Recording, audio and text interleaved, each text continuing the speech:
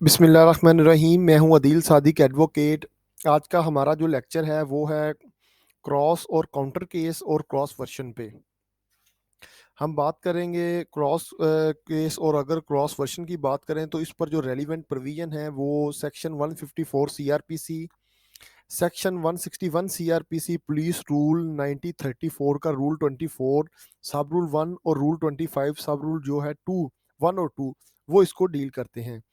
Cross case और counter case से मुराद ये है कि अगर कोई एक इंसिडेंट हो और उस इंसिडेंट के मुतल्लिक दो एफ आई आर हो, राइवल पार्टी की एक दूसरे के खिलाफ जो है वो एफ आई आर दर्ज रजिस्टर्ड हो। और जो क्रॉस वर्शन है उससे मुराद ये है कि एफ आई आर जो है वो कंप्लेनेंट की तरफ से जो है वो दर्ज हो जाए, और उसके बाद जो है वो अक्यूज या किसी विटनेस की तरफ से कोई स्टेटमेंट रिकॉर्ड हो, और उस स्टेटमेंट में जो है वो कॉग्निजेबल ऑफेंस मेड आउट हो, और उसमें जो कल्प्रिट्स हैं वो डिफरेंट हों।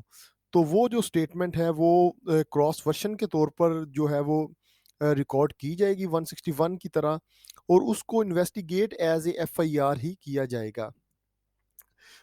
उसके बाद जो है हम बात करेंगे ट्रायल ऑफ काउंटर और क्रॉस केस की, कि कैसे इसमें जो है वो ट्रायल होता है। इसमें ये होगा कि दोनों एफ आई आर्स को जो है वो इन्वेस्टिगेट किया जाएगा, सेपरेट इसके चालान सबमिट होंगे, लेकिन इसकी समाअत जो है वो सेम जज साहब ही करेंगे। वो पहले दोनों केसों में जो है वो अलग अलग एविडेंस रिकॉर्ड होगी, और एविडेंस जब दोनों केसेस में कंप्लीट हो जाएंगी तो वो एक कंसोलिडेटेड जो है वो जजमेंट पास होगी।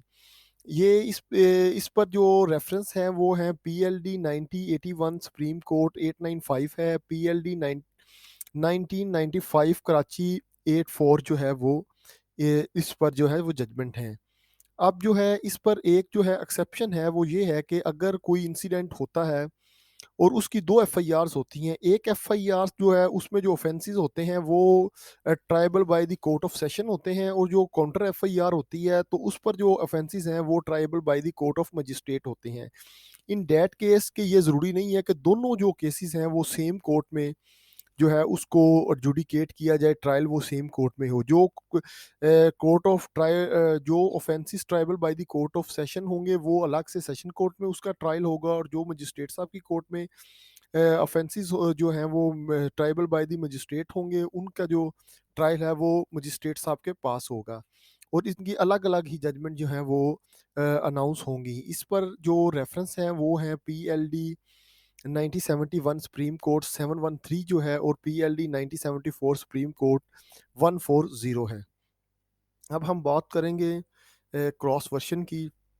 तो क्रॉस वर्शन का पहले भी मैं बता चुका हूँ कि अगर कोई इंसिडेंट रिपोर्ट होता है और उस पर एफ आई आर दर्ज होती है, और उसके बाद जो है दौरान तफ्तीश जो है वो मुलजम की कोई ऐसी स्टेटमेंट आती है जिससे कोग्निजेबल ऑफेंस मेड आउट हो, और डिफरेंट जो है वो कल्प्रिट्स के मुतलिक वो बयान करे, या कोई ऐसा विटनेस पेश हो जाए और वो मोड एंड मैनर को भी डिफरेंट बयान करे, और कल्प्रिट्स के मुतलिक भी जो है वो अपना डिफरेंट वर्शन दे, तो देन उसका जो वर्शन है वो एज ए क्रॉस वर्शन जो है 161 के तौर पर लिखा जाएगा, और उसको investigate as a F I R ही किया जाएगा। और बाद में जो है वो आईओ साहब वो हैं वो ये बात जो है वो अगर उनके पास कोई एफ जो भी जिस फैक्ट के मुतलिक भी, जिस वर्शन के मुतलिक भी उनके पास कोई सॉलिड जो है वो एविडेंस होगी, उसके पर वो अपना ओपिनियन देकर जो है वो एक ही सिंगल चालान जो है वो अदालत में सबमिट करवा देगा। इस पर जो रेफरेंस है वो है P L D 2018 supreme court 595 सुगना बीबी वर्सेस स्टेट। ये एक लैंडमार्क जजमेंट है क्रॉस वर्शन पर। अब हम बात करेंगे ट्रायल ऑफ क्रॉस वर्शन की। तो अगर हम ट्रायल ऑफ क्रॉस वर्शन की बात करें तो इसमें जो है वो एक ही चालान जो है वो सबमिट होगा, एफ आई आर के रिलेटेड भी और क्रॉस वर्शन के रिलेटेड भी। और जो इसका ट्रायल होगा तो उसमें पहले जो है वो कंप्लेनेंट के है वो अपने विटनेस पेश करेगा, अपनी एविडेंस रिकॉर्ड करवाएगा और अपने विटनेसेस की करवाएगा। फिर उसके बाद जो इन्फॉर्मेंट होगा क्रॉस वर्शन का वो अपनी जो है वो स्टेटमेंट रिकॉर्ड करवाएगा और अपने विटनेस की करवाएगा, और बाद में जो है वो एक कंसोलिडेटेड जजमेंट अनाउंस कर दी जाएगी। आज का हमारा जो लेक्चर है वो जो है वो आज का ख़त्म हुआ है।